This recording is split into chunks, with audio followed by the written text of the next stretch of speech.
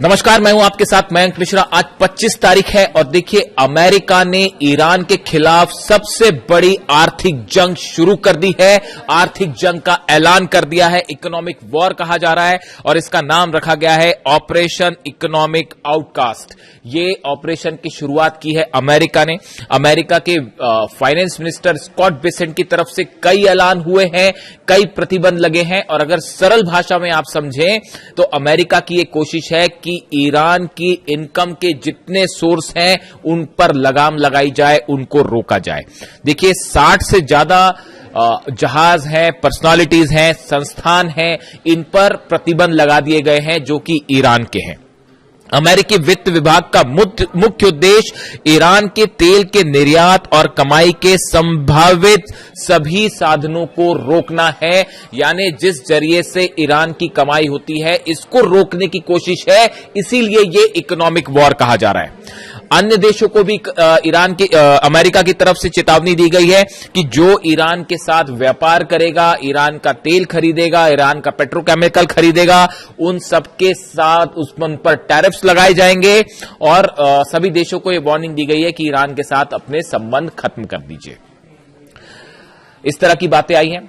इसका ईरान की तरफ से जवाब भी आ गया है। जवाब यह आ गया है कि किसी भी तरह की अमेरिका की इस कोशिश का मुंह तोड़ जवाब दिया जाएगा। और जो अंदर की खबरें हैं वो ये भी बता रही हैं कि जो अमेरिका के जहाज खड़े हुए हैं, 20 के आसपास जहाज जो खड़े हैं, अरब सागर के आसपास जो घेर के खड़े हुए हैं, ईरान के जहाजों को रोक रहे हैं। इस ब्लॉकेड को तोड़ने के लिए ईरान मिलिट्री ऑपरेशन भी कर सकता है। इस तरह की भी खबरें। जनरल मुनीर जो है वो इस समय ईरान में है, वहां पर भी एक कोशिश हो रही है कि किसी तरह से बातचीत शुरू की जाए, लेकिन ईरान ने एक बेहद एग्रेसिव स्टैंड ले रखा है।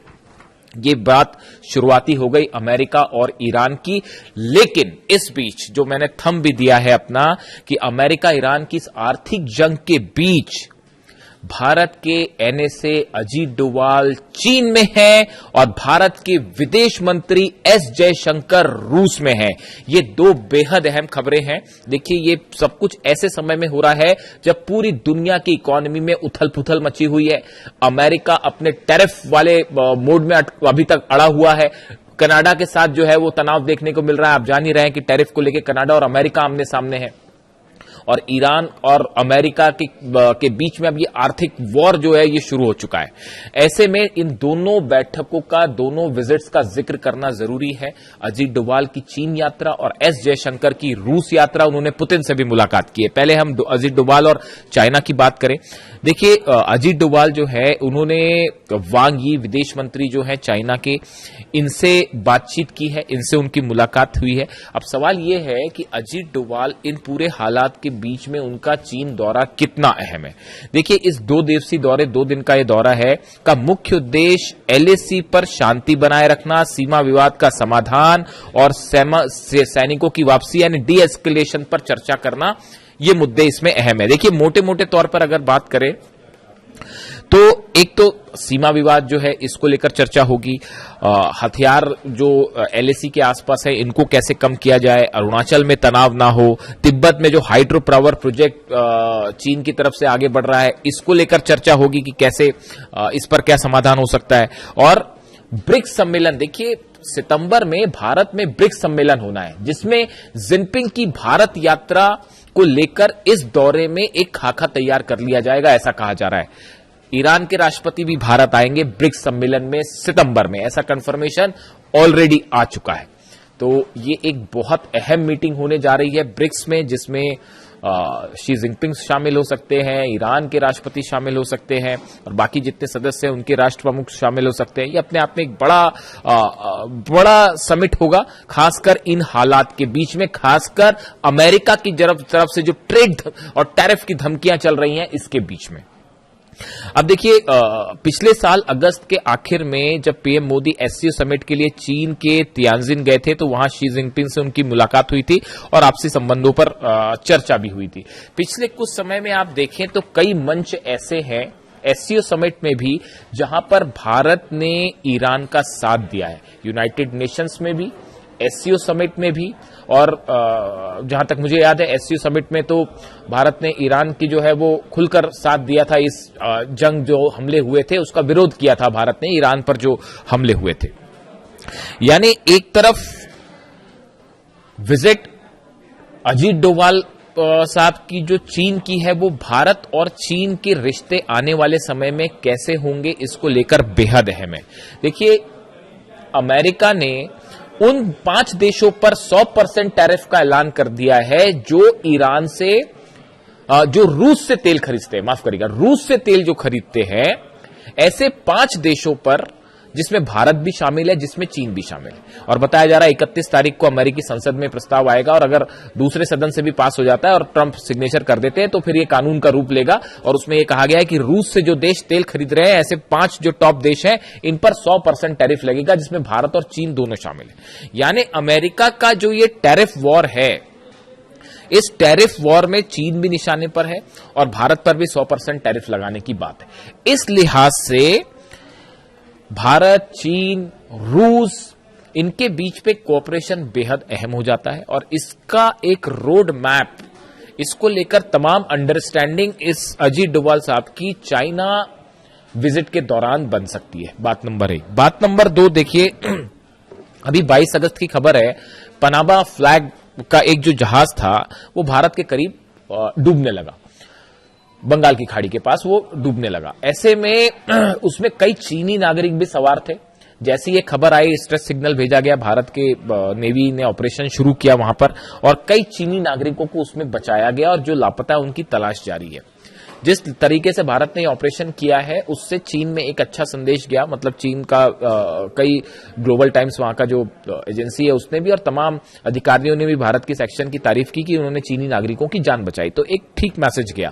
यानी आप देखिए पूरी दुनिया में जो इकोनॉमिक समीकरण है वो तेजी से बदल रहे हैं। ऐसे में डोभाल साहब की जो चीन यात्रा है ये बेहद अहम है, बेहद इंपॉर्टेंट है, जो आने वाले दिनों में भारत और चीन के संबंध कैसे हो और किस दिशा में आगे बढ़ रहे हैं इसको तय करने में बेहद अहम भूमिका निभाएगी। और खासतौर पर यह तय होगा कि जिनपिंग ब्रिक्स सम्मेलन में भारत आएंगे, नहीं आएंगे, और आते हैं तो किन मुद्दों पर चर्चा होगी, वगैरह वगैरह।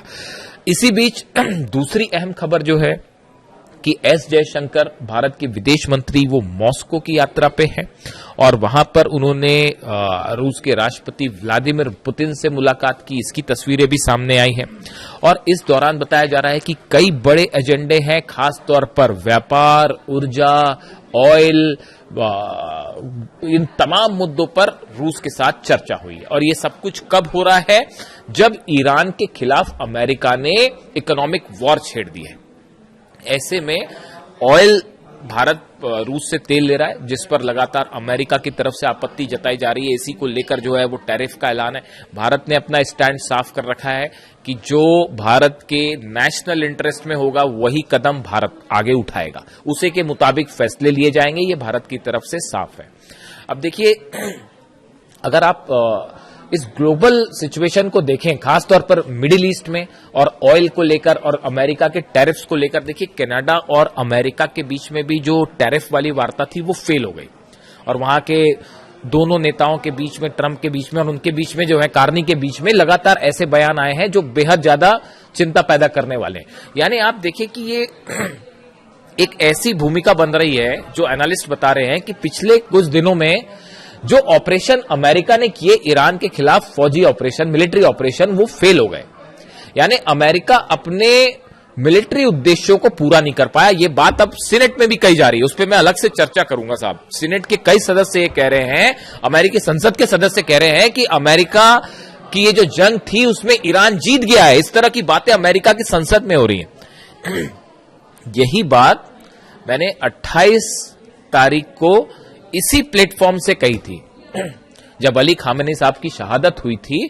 और उनकी शहादत के बाद जो पहला वीडियो मैंने बनाया था उसमें इसी जगह से, इसी प्लेटफॉर्म से मैंने आपको ये बात कही थी 5 महीने पहले कि इस जंग में ईरान की जीत होगी, अमेरिका ईरान को नहीं हरा पाएगा।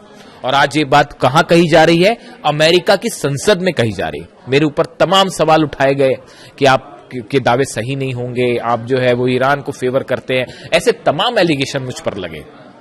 कि आप जो है वो बढ़ा चढ़ा के पेश कर रहे हैं ईरान की ताकत को, अमेरिका इतना पावरफुल है, हरा देगा, ऐसे तमाम बातें हुई।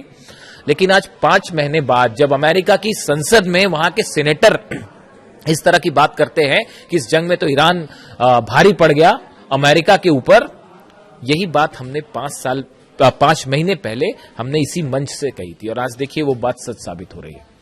इन हालात के बीच में एक जबरदस्त इकोनॉमिक प्रेशर अब पूरी दुनिया में देखने को मिल रहा है, इसका बड़ा असर होगा, उस पर भी अलग से चर्चा होगी। ये जो इकोनॉमिक वॉर अमेरिका ने छेड़ा है ईरान के खिलाफ, हॉर्मूज से कल सिर्फ एक जहाज निकला, आपको पता है। हॉर्मूज से अब तक तो ये हाल है कि पहले मतलब दोनों, ईरान ने भी उधर से ब्लॉकेट कर रखा है, अमेरिका ने भी ब्लॉकेट कर रखा है, लेकिन कुछ कुछ जहाज निकल रहे थे। लेकिन कल ये पहला मौका है ऐसा जब सिर्फ एक जहाज हॉर्मूज से पार हुआ है। हालांकि चीन के कुछ जहाज परसों निकलने की खबर थी, लेकिन कल सिर्फ एक जहाज निकला। आप समझिए कि इसका ग्लोबल ऑयल एनर्जी सेक्टर पर कितना बड़ा असर होने जा रहा है। बाबल मंदेब भी बंद है, वहां हूती लगातार हमले कर रहे हैं, बाबल मंदेब बंद है, हॉर्मूज बंद है। इसी बात के लिए रूस आगाह कर रहा था अमेरिका को कि ईरान के साथ इस जंग में आप उलझ रहे हैं, इसका असर हॉर्मूज भी बंद होगा, बाबल मंदेब भी बंद होगा और बड़े स्तर पर इकोनॉमिक क्षति होगी। ऐसे में ब्रिक्स सम्मेलन बेहद अहम होने जा रहा है। अब इस बात पर नजर होगी कि रूस के बीच में, चीन के बीच में, भारत के बीच में और ईरान को लेकर आगे क्या फैसले होते हैं, क्या ब्रिक्स मजबूत होता है और एक ऐसी सिचुएशन में पहुंचता है जहां वो इंटरनेशनल इकोनॉमी में एक बड़ा गोल सेट कर सके। ऐसा होता है तो ब्रिक्स के सारे सदस्यों को इससे बड़ा फायदा होगा। इसीलिए अजीत डोभाल साहब की चाइना विजिट और जयशंकर साहब की रशिया विजिट बेहद अहम है, ना सिर्फ बायलैटरल बल्कि पूरे इलाके के लिए अहम है। इसमें कई चीजें तय होंगी। रूस के साथ भी कई स्ट्रैटेजिक मुद्दों पर भी चर्चा हुई है, ऑयल को लेकर, बिजनेस को लेकर, ट्रेड को लेकर, जिसमें धीरे धीरे आगे पता चलेगा कि रूस के साथ भारत की क्या अंडरस्टैंडिंग बनी है।